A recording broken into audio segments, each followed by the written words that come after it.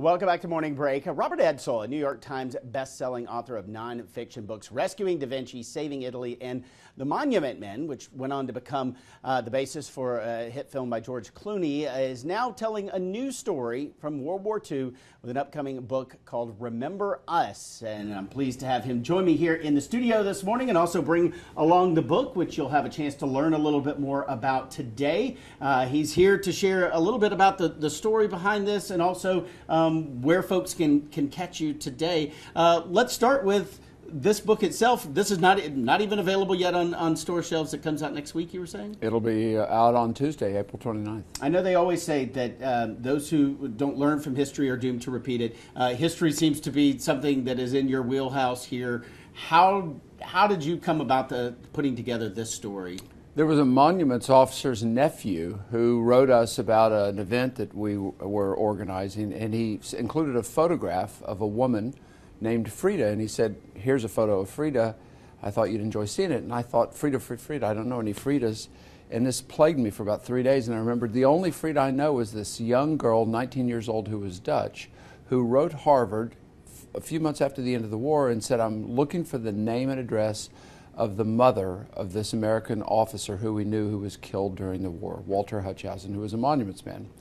And she wanted to let her know that she walked 5 miles a day to go to his grave and put flowers on it, and she was taking care of it.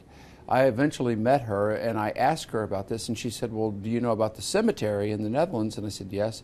Do you know about the grave adoption program? And I said, I know nothing about this, and that's how it all started. And we're looking at the photo that you're referencing here now?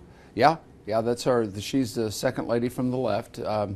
88 years old when I met her, and I knew her the last 8 years of her life, and in fact delivered her eulogy several summers ago. She was a remarkable woman who lived in the Netherlands, and they knew many of these American soldiers and officers that liberated them, and the Dutch felt this undying gratitude to Americans trying to find an answer to the question, how do you thank your liberators when they're no longer alive to thank?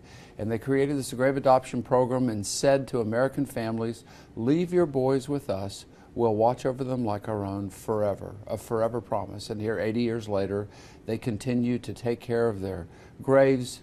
They're in contact with American family members. It's the most moving, heartwarming, and really upbeat story. And it's really the final chapter of World War II that we never tell anymore. I mean, we talk about Americans were attacked, we got involved in the war, we were behind, we caught up, we won, we came home, we moved on.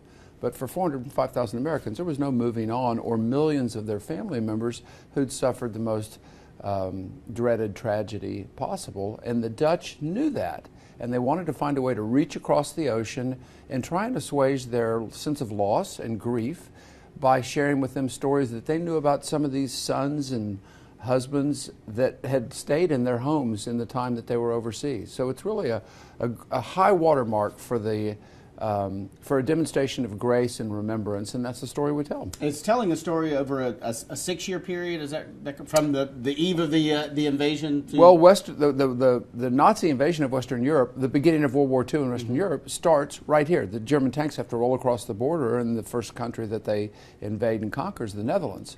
So it's overlooked in our telling of World War II history, but it's really at the center of Operation Market Garden, which many people have heard of, the film The Bridge Too Far. The Hurtgen Forest, Battle of the Bulge. So it's right there in the very center of all of this. And when most World War II stories, films, books end, which is the war's over, we came home, we move on, our book really kicks into a different gear. I follow the lives of 12 different soldiers, airmen, grave diggers, who we gave that assignment to black Americans because we were more comfortable handing them a shovel rather than a gun. The most horrific job, no coffins, all done by hand, a really, really difficult task. And they did it with great care and with great respect for the men that were buried there. And at the end of World War II, there were 17,800 Americans, and several women included, who were buried in the cemetery, and it was our largest World War II cemetery. So the beauty of this story is, yes, of course there's death, but there's death in war. That's axiomatic to war. What this story does is go to a different place. It tells you inside the homes of American families what they're feeling, how difficult it is, and then this transcendent moment of humanity when the Dutch people do something no one's ever done before.